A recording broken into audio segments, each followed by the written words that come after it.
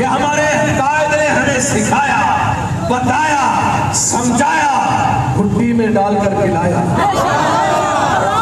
इस्लाम, पाकिस्तान मेरा नाम। और ये जो पाकिस्तान का नारा तो लगाते हैं मगर झंडा अपना ऊपर लगाते हैं। समझे आप? आपने देखा, अरे झंडा अपना ऊपर लगाया, पाकिस्तान का झंडा उतार दिया।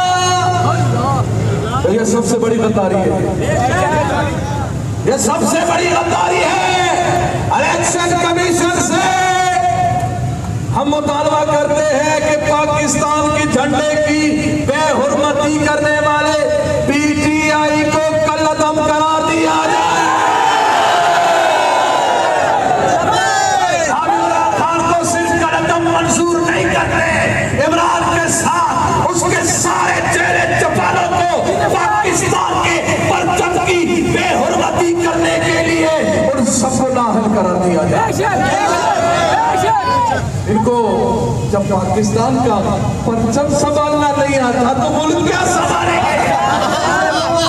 मुल्क ये कैसे संभालेंगे?